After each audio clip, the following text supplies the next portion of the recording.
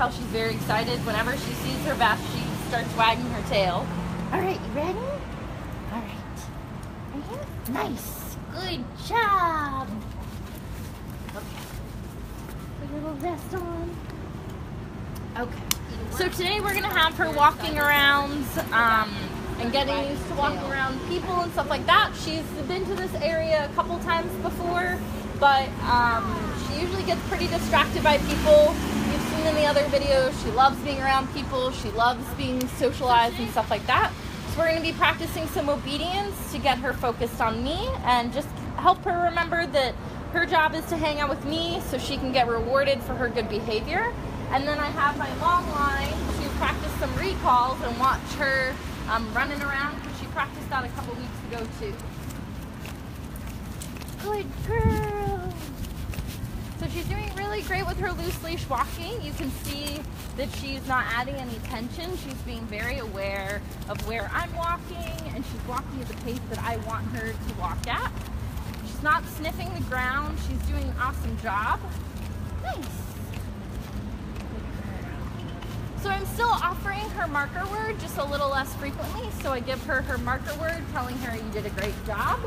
And then I give her her food. So it's helping keep her engaged with me. It's communicating in a language that she understands. And it's keeping her focused on me. She's still a baby puppy. She still is learning. So we want to keep rewarding and encouraging this good behavior. Nice. So there are lots of different people around. There's some restaurants around this courtyard. There's people coming in and out of the mall and stuff like that. But this looks like a good spot to practice some obedience. So our puppies do learn basic verbal cues: sit and down, stay and come. You've seen her practicing her stay and her come a little bit. We haven't been practicing sit or down that much just because it's not a priority. I'd much rather have her be well behaved in public and have good manners than be, very obedient. And I'd much rather her be comfortable and be in a comfortable position wherever we are. But we are going to practice a little bit today. Smudge. Sit. Nice. So since she's still learning this, she gets her marker word and her verbal and her food reward afterwards every time. But we want her on my left side. That's where she's going to be with her partner. And we want her to not swing in front of me. We want her to stay focused on me. Teaching our puppies different obedience and verbal cues helps them learn, and it helps them create that foundation for learning later in their life when they're learning guide work. Smudge. Good.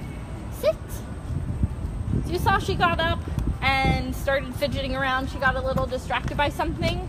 But she's still young, and we want to make this a positive experience. So I just reminded her that she needs to sit again. So I'm going to ask her, Smudge, down.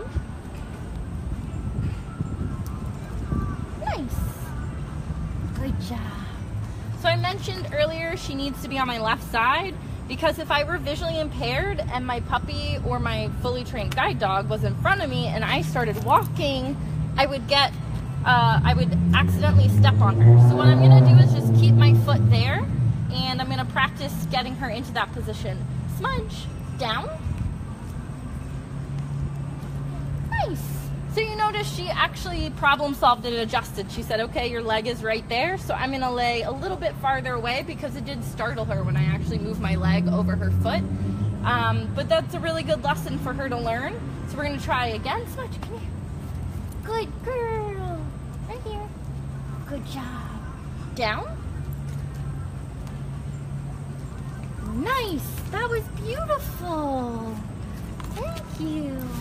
And almost every video I do her physical exam, so I'm just going to do that really quick again. You got some clean teeth. They're beautiful. While we're at it, here's her smudge, which is where she got her namesake. It's her little beauty mark. It's just hair. And that's how she got her name. It does seem to be growing, though. It was a little smaller when she was younger. So I'm going to check her paws, do all of her normal stuff. It's important that our dogs are able to do this in every scenario, because if they get maybe some gum or something sharp stuck on their foot, then we want our puppies and our dogs to be comfortable having someone examine them in public, not just their home scenario. Good job! And a quick belly rub for some loves, yeah? Yeah, does that sound good? Okay, you ready? Let's practice a little bit more. Okay, come here. Good girl. Sit. Nice. So one of the really important things that we teach our puppies is to stay stationary. When we say sit, it means stay in your sit position. But she's young. You notice she popped right back up, so I'm just going to remind her again. Sit. And then I'm actually going to help reinforce that I want her to be staying in a sit position. You're a goober today. That I want her to be staying in her sit position by moving around. Nice. And then using her marker word and food reward to keep her in that same position regardless of where I'm moving. Clearly only her head can move. Nice. You're being very silly. Nope. So I'm just gonna put her back in her sit. Thank you. I'm gonna try and walk all the way around without her getting her bottom off the ground. That was a good one. Nice. With that, I'm not gonna push my luck, so I'm gonna put her in a down position. Down. Good girl. All right, and I'm gonna try and actually walk around her and then walk over her. It's really important that our puppies are comfortable with this because they might get people maybe on the subway that just step over them. Come here, it's okay. Down. Good girl. So we have to have our puppies comfortable with people moving around them in close proximity. Nice. Because they do have to be in close quarters with other people that they don't know. So we start it with people that we do know. She trusts me. She knows I'm not going to step on her. Nice. Good girl. Good job. All right, so how about we walk a little closer? Okay. I'm going to grab my long lead. So we're actually walking by a couple different things. There's a restaurant where she can smell the food. There's also different trash cans and people walking by. So we're gonna just keep her marker training up and give her lots of praise for staying focused on the task ahead, which is just walking on her loose leash.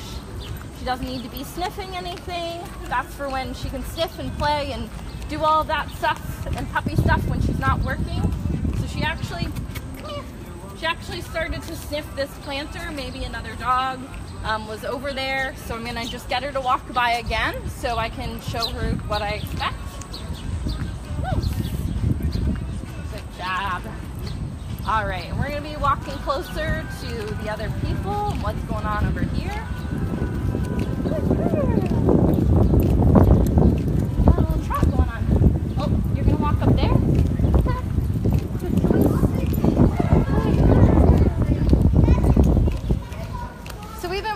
Really hard on her stay position. It's really important that our puppies know this because it's a practice in self-control. It helps them engage with me and stay focused, and it's pretty difficult for our puppies to do. Down. So this is her first time down, practicing her recall like this in a public area. Down. You're being silly. Good job. She hasn't practiced it before in a public area. We have tried it at home and we've tried it at work at the Guide Dog Foundation, but we haven't practiced it here. So I'm actually going to practice on her short leash. I extended it a little bit, but it's still attached to her. Smudge. Come. Good girl. Good job. You think you're ready for the big one? All right. So she seems to be focused on me regardless of the people that are around. There are people walking around her and in and out. Down. Take your time. Good girl. So I'm going to put her in her down position and I'm going to connect her to my long leash. Good girl. So we've been practicing this a lot at home and a lot at work.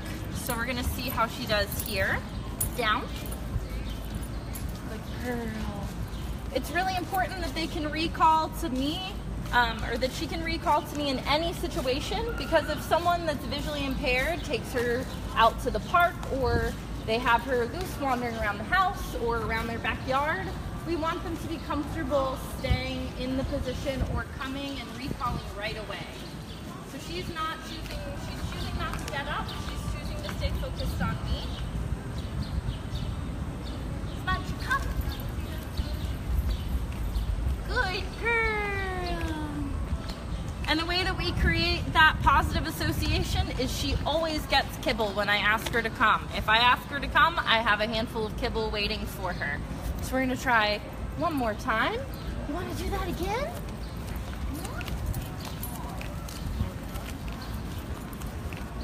Smudge, down. Down. Good girl. Pavement isn't too warm for you. It's perfect temperature for Smudge. Down. Good girl.